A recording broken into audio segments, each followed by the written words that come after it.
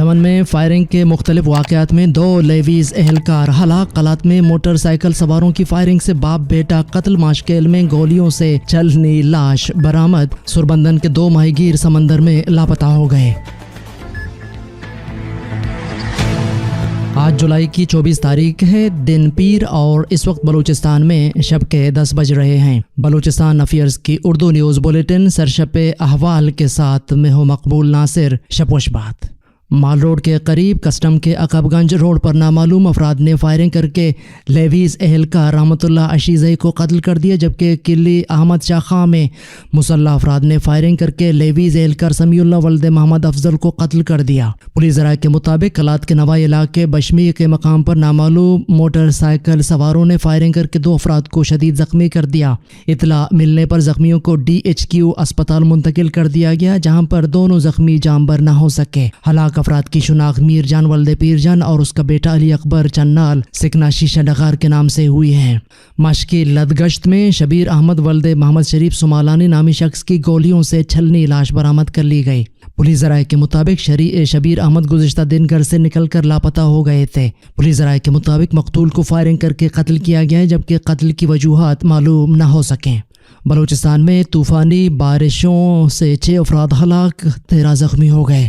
بلوچستان میں بارشوں نے تباہی مچا دی، مختلف واقعات میں 6 افراد ہلاک اور 13 زخمی ہو گئے۔ بلوچستان کے شہروں میں طوفانی بارشوں کے پیش نظر سیلابی صورتحال ہے۔ رپورٹس کے مطابق ویسیما اور نوائی علاقے پتک میں بارشوں اور ریلوں نے تباہی مچا دی ہے۔ سیلابی ریلیں شہری آبادی میں داخل ہو گئے، جس کی وجہ سے متعدد گھر، دکانیں اور ہوٹل گر گئے۔ اس کے علاوہ بارش سے نشیبی علاقوں میں تیار فصلیں برباد ہو گئیں۔ دوسری جانب محکمہ موسمیات کے مطابق مکران، ڈیرہ بگٹی، لورالائی، قلات، نصیر آباد، سبی میں ہنگامی صورتحال پیدا ہو سکتی ہے۔ دریاؤں میں تیز بہاؤ اور نشیبی علاقوں میں اربن فلڈنگ کا خطرہ بھی ظاہر کیا گیا ہے، جبکہ پیر کے روز کیچ میں موسلا دھار بارش برسی، جس سے گرمی کی شدت میں کمی آئی، لیکن کاشتکاروں کے مطابق مونسون کی بارشیں اگر طوالت اختیار کر لیں تو کھجور کی اعلیٰ قسم بیگم جنگی کو ناقابل تلافی نقصان پہنچ سکتا ہے۔ یاد رہے گزشتہ سال مونسون کی بارشوں نے بیگم جنگی اور حلینی کی اقسام کو شدید نقصان پہنچایا تھا، جس سے کھجور کی فصل سے وابستہ افراد کو کروڑوں روپے کا نقصان پہنچا تھا۔ قلات میں مسافر کوچ اور گاڑی میں تصادم سے 1 شخص ہلاک، 3 افراد زخمی ہو گئے۔ پولیس ذرائع کے مطابق قلات میں گوس آباد کے مقام پر کراچی سے کوئٹہ جانے والے کوچ اور پک اپ گاڑی میں تصادم کے نتیجے میں 4 افراد شدید زخمی ہو گئے، جنہیں طبی امداد کے لیے DHQ اسپتال منتقل کر دیا گیا، جہاں پر 1 شدید زخمی شخص ہلاک ہو گیا، جس کی شناخت اسلم ولد عادل خان کے نام سے ہوئی۔ وڈ تنازع پر نواب اسلم خان رئیسانی نے جنگ بندی کو برقرار اور مصالحتی عمل کو آگے بڑھانے کے لیے کمیٹی ارکان کے ناموں کا اعلان کر دیا۔ چیف آف ساراوان نواب اسلم رئیسانی اور نواب زادہ حاجی لشکری رئیسانی نے وڈ میں جنگ بندی کو برقرار رکھنے اور مصالحت کے عمل کو مزید آگے بڑھانے کے لیے تشکیل دیے گئے کمیٹی کے ارکان کے ناموں کا اعلان کر دیا۔ مصالحتی کمیٹی کے چیئرمین سینیٹر مولانا فیض محمد، جبکہ کمیٹی کے کنوینر وڈیرہ غلام سرور موسیانی ہوں گے۔ کمیٹی ارکان میں سردار اسد مینگل کی جانب سے آغا سلطان احمد زئی اور مولانا عبدالصبور مینگل ہوں گے، جبکہ شفیق مینگل کی جانب سے محمد مینگل اور شہزاد غلامانی ہوں گے۔ سربندن کے 2 ماہی گیر سمندر میں لاپتہ ہو گئے۔ گوادر کے علاقے سربندن کا رہائشی ناخدا شریف ولد محمد حنیف ہفتے کے روز شکار کی غرض سے سمندر روانہ ہوئے تھے۔ 2 دن گزرنے کے بعد بھی گھر واپس نہیں لوٹے ہیں۔ لواحقین نے اطلاع دی ہے کہ ان کے ساتھ ایک جانشو مددگار بھی ہے، وہ بھی لاپتہ ہے۔ BNP عوامی کا مرکزی صدر اسد اللہ بلوچ کے گھر پر بم حملے کے خلاف تربت پریس کلب کے سامنے احتجاجی مظاہرہ۔ بلوچستان نیشنل پارٹی عوامی کے مرکزی صدر و صوبائی وزیر اسد اللہ بلوچ کے گھر پر پنجگور میں بم حملے کے خلاف BNP کیچ کے زیر اہتمام تربت پریس کلب کے سامنے احتجاجی مظاہرہ کیا گیا، جس سے خطاب کرتے ہوئے پارٹی کے مرکزی نائب صدر ظریف زدگ نے کہا ہے کہ میر اسد اللہ بلوچ کے گھر پر حملہ بلوچ چادر و چار دیواری کے تقدس کو پامال کرنا ہے۔ یہ بلوچ اقدار کی خلاف ورزی اور ترقی پسند سوچ کے خلاف ایک سازش ہے، جس کی بھرپور مذمت کرتے ہیں۔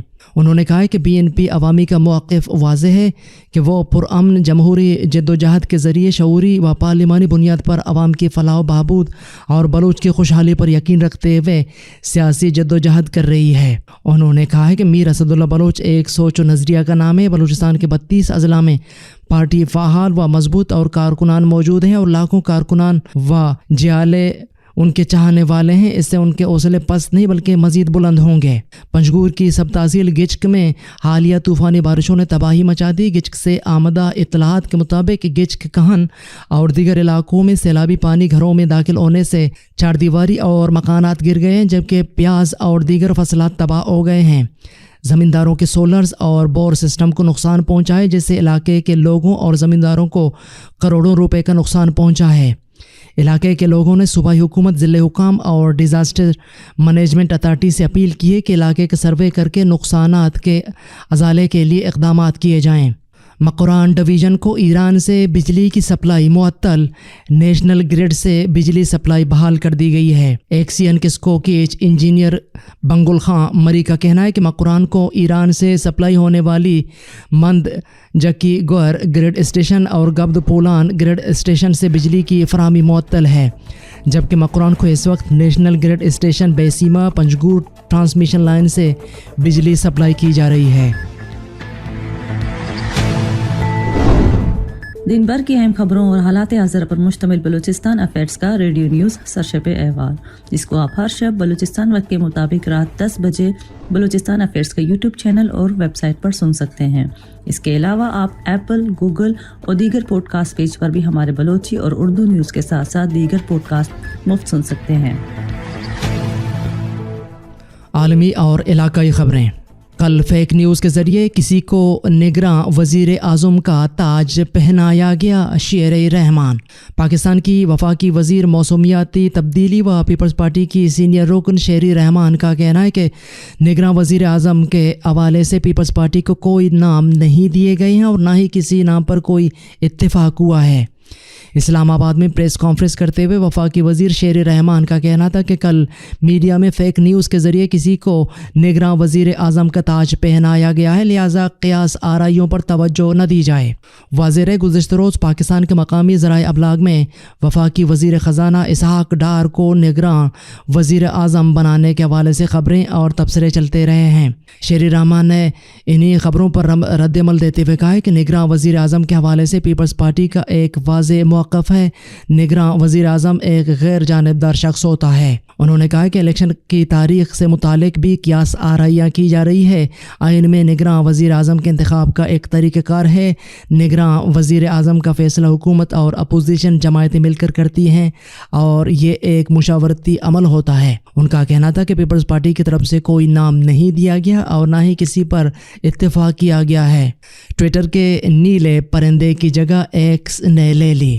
ایلون مسک نے ٹویٹر کا لوگو تبدیل کر دیا۔ ایلون مسک نے ٹویٹر کا لوگو تبدیل کر دیا ہے۔ پہلے بلو ٹک میں تبدیلی کی اور اب لوگو یعنی چڑیا کو مسک نے ایکس سے تبدیل کر دیا۔ اگر آپ ٹویٹر کے روایتی لوگو کو پسند کرتے ہیں تو ایک بڑے دھچکے کے لیے تیار ہو جائیں۔ ٹویٹر کے مالک ایلون مسک نے اعلان کیا ہے کہ سوشل میڈیا پلیٹ فارم میں نیلے پرندے کا معروف لوگو اب ماضی کا قصہ بننے جا رہا ہے۔ ایک ٹویٹ میں انہوں نے بتایا ہے کہ بہت جلد ہم ٹویٹر برانڈ اور تمام پرندوں کو خیر آباد کہہ دیں گے۔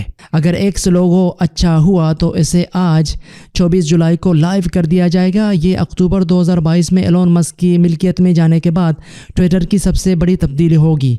اس تبدیلی کے بعد ٹویٹر ایک خود مختار کمپنی نہیں رہے گی بلکہ اسے ایک نئی کمپنی ایکس کارپوریشن کا حصہ بنا دیا جائے گا۔ اپریل 2023 میں ٹویٹر کی نئی چیف ایگزیکٹو لینڈا یاکارینو کی تعیناتی کا اعلان کرتے ہوئے ایلون مسک نے کہا تھا کہ وہ اس پلیٹ فارم کو ایکس میں تبدیل کرنے کے لیے کام کریں گی، جو ایک سپر ایپ ہوگی۔ اکتوبر 2022 میں ایک ٹویٹ میں انہوں نے کہا کہ ٹویٹر کو خریدنے سے ایکس نامی ایوری تھنگ ایپ کی تشکیل کا عمل تیز ہو جائے گا۔ ایلون مسک کی زندگی میں حرف ایکس بہت اہمیت رکھتا ہے۔ ٹویٹر کو خریدنے کے بعد ایلون مسک نے اس پلیٹ فارم میں متعدد تبدیلیاں کی ہیں، جن میں ٹویٹر بلیو سروس قابل ذکر ہے۔ انہوں نے ایک ٹویٹ میں ایکس کی تصویر بھی شیئر کی اور ایک صارف کی جانب سے لوگوں کی تبدیلی کا جواب حامی دیتے ہوئے کہا کہ ایسا بہت پہلے ہو جانا چاہیے تھا۔ روس کا 11 یوکرینی ڈرون مار گرانے کا دعویٰ، یوکرین کا روس پر ڈرون حملے کا الزام۔ روس نے الزام عائد کیا ہے کہ روس کے زیر انتظام یوکرینی علاقے کرائمیا میں یوکرین نے اسلحہ ڈپو کو نشانہ بنایا ہے۔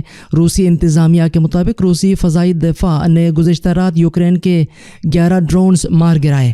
کرائمیا کے گورنر سرگئی اکسیونوف کے مطابق ڈرون حملے میں کئی عمارتوں کو نقصان پہنچا ہے۔ انہوں نے کہا کہ یوکرینی ڈرون حملے میں کسی جانی نقصان کی کوئی اطلاع نہیں ملی ہے، تاہم عملے کی جگہ سے 5 کلومیٹر کے دائرے میں موجود لوگوں کو نکال کر محفوظ مقامات پر منتقل کیا گیا ہے۔ فوری طور پر یہ واضح نہیں ہو سکا ہے کہ اسلحہ ڈپو کو ڈرون حملے میں براہ راست نقصان پہنچا یا تباہ کیے گئے کسی ڈرون کا ملبہ وہاں جا کر گرا ہے۔ غیر ملکی میڈیا کے مطابق یہ 3 دن میں یوکرین کی جانب سے دوسرا ڈرون حملہ کیا گیا ہے۔ دوسری جانب یوکرینی فوج کی جانب سے الزام عائد کیا گیا ہے کہ روس نے گزشتہ رات یوکرین کے اوڈیشہ ریجن پر ڈرون حملہ کیا ہے۔ یوکرینی فوج کی جانب سے کہا گیا ہے کہ اوڈیشہ میں کیے گئے روسی ڈرون حملے میں اناج ہینگر تباہ ہو گیا ہے۔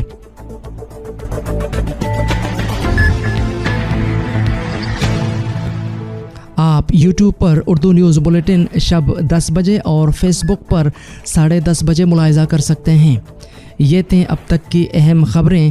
مزید خبروں اور اپڈیٹس کے لیے ہماری ویب سائٹ اور یوٹیوب چینل وزٹ کریں۔ اس بلیٹن کے ایڈیٹر تھے قمبر مالک بلوچ اور تکنیکی ایڈیٹر تھے عمر کریم بلوچ۔ مجھے بلوچستان افیئرز کی ٹیم کے ساتھ اجازت دیجیے۔ شپوشپا۔